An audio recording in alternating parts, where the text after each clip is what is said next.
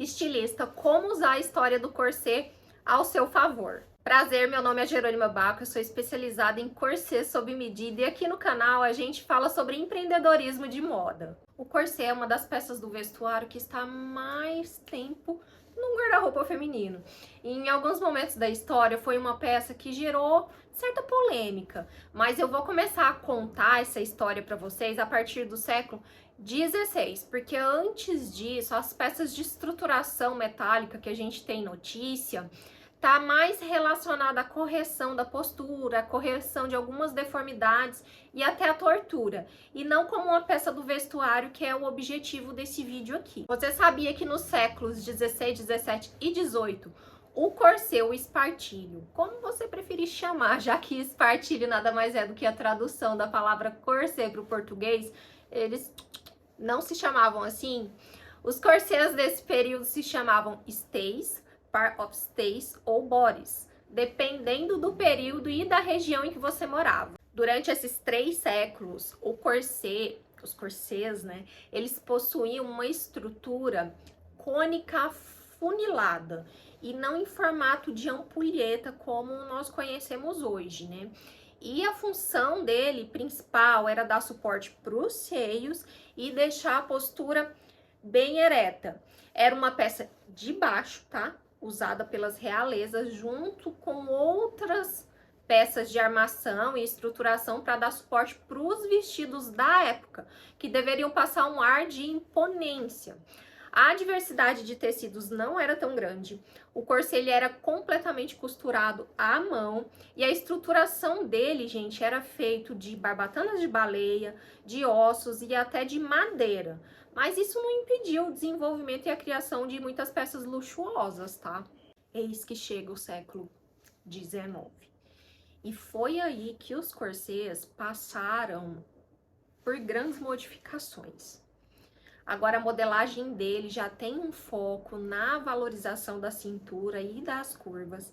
A criação do ilhós no início do século fez que a amarração não rasgasse as costas do corset, porque essa amarração com o atrito rasgava as costas, tá?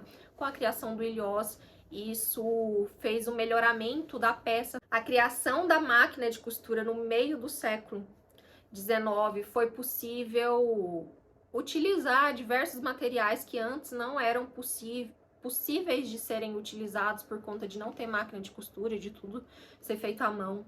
E a variedade de modelos aumentou, justamente porque era possível usar mais materiais, diversos outros tipos de tecidos e aviamentos. Então, houve aí uma explosão de variedade de modelos, tá? E também aconteceu no século XIX a criação das barbatanas de aço inoxidável e dos busques de metal. E é bacana pensar na criação das barbatanas de aço inoxidável, porque essas barbatanas permitiam que as peças tivessem maior durabilidade, né? Porque elas não oxidavam, elas não quebravam com tanta facilidade. Então essas peças tinham um período de vida maior. E esses busques de metal são esses fechos frontais que a gente conhece hoje, que são específicos para a confecção de corset. E isso facilitou muito o quê? A mulher poder vestir esse corset com mais facilidade. Tanto vestir quanto tirar. E por conta de todas essas mudanças, foi nesse período que os corsets eles começaram a ser confeccionados em série. E também surgiram fábricas especializadíssimas na confecção de corsets. E finalmente eles começaram a se tornar um pouquinho mais acessíveis, né?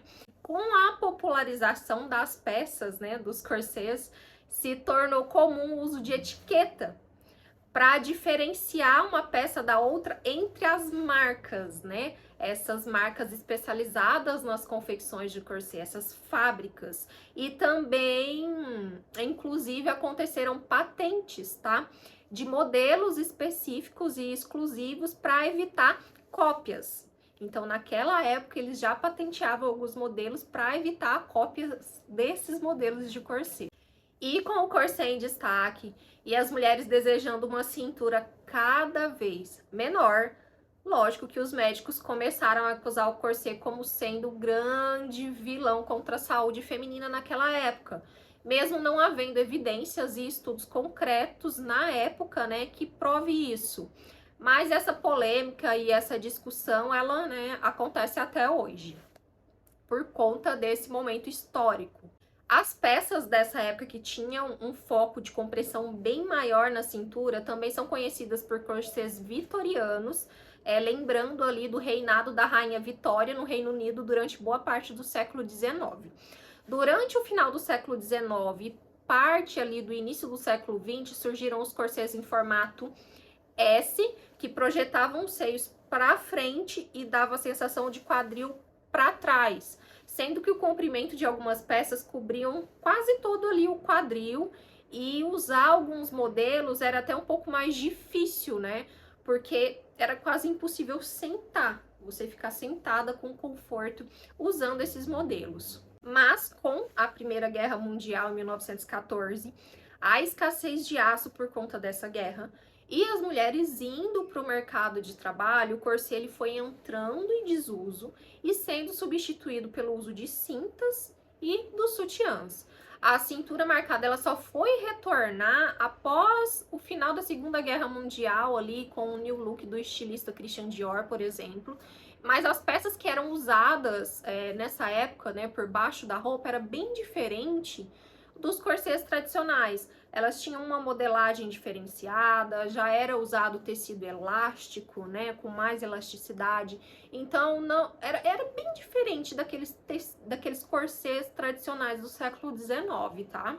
Aí, finalmente, nas décadas de 70 e 80, o corset ele ressurge completamente repaginado, né, por estilistas como Vivienne Westwood, Jean Paul Gaultier, mas com a grande novidade, agora eles estão sendo usados por fora da roupa e não mais como roupa de baixo. E essa repaginação, às vezes, ele tem até uma referência ali histórica, mas é uma modelagem diferente, uma modelagem que é pro uso daquela época, da década de 70 e 80. Não é mais uma modelagem histórica, pode até ter uma referência ali histórica, mas com a modelagem mais atual, sabe? E a gente também não pode deixar de citar a cantora Madonna, que ela foi uma figura bem importante na criação dessa nova imagem do corset, com os figurinos que ela fazia nas suas tours e nos seus shows. Então é importante citar aqui a importância dela e do estilista Jean Paul Gaultier com os corsets. Durante todos esses séculos, os corsets eles passaram por várias ressignificações. Eu acredito que é por isso que ele tá até hoje no guarda-roupa feminino. E eles passaram não só por ressignificações, mas também por melhorias, tanto em modelagem quanto na utilização de materiais para poder estar presente nos dias de hoje. Na criação de figurino, na criação de vestidos de festa, de noiva, em lingerie fetichista, em lingerie romântica, em lingerie sexy e até mesmo em prática de modificação corporal. Então, usar o corset hoje não é usar o corset como era no século XIX, no século XVIII. Então, ele passou por ressignificação e melhorias para poder estar presente hoje. Eu acho que é por isso que é uma peça tão usada, por isso que é uma peça que acompanhou o guarda-roupa feminino, justamente porque ele soube acompanhar as mudanças no estilo de vida da mulher. Então, qual é a importância de você, estilista? Como você pode usar a história do corset a seu favor? Primeiro, é importante você estudar, porque você tem que ter consciência da história e saber sobre o produto que você está fabricando, que você está desenvolvendo. Isso é o mínimo que você tem que fazer aí, como estudo mesmo, né? Ter o conhecimento ali do que você está desenvolvendo, entender que usar o corset hoje não é usar o corset como há 100 anos, 150 anos atrás, e você tem que ter esse conhecimento para passar esse conhecimento pro seu cliente. Aí já tá o primeiro ponto. E a história do corset é uma fonte riquíssima de pesquisa para criação. Então, assim, você pode pesquisar sobre cores, você pode pesquisar sobre estampas, você pode pesquisar sobre acabamentos para criar novas peças hoje. Por exemplo, no século XIX, a gente tem um tipo de bordado chamado flossing. Esse flossing é um tipo de bordado que era muito utilizado para conter as barbatanas dentro do corset, para que essas barbatanas não perfurassem o tecido com tanta facilidade. Mas é um bordado que esteticamente ele é muito lindo. Esse bordado é um bordado que você pode utilizar, por exemplo, para decorar o corset. Hoje ele pode ser usado não só com a funcionalidade, né, que era no século XIX, mas como uma questão estética de bordado. A gente tem um outro tipo de acabamento que ele chama cording, que é um acabamento que ele faz nervuras no corset, e dentro dessas nervuras tem um preenchimento com cordão. É um acabamento que pode ser usado para várias ideias, né, de criação do corset.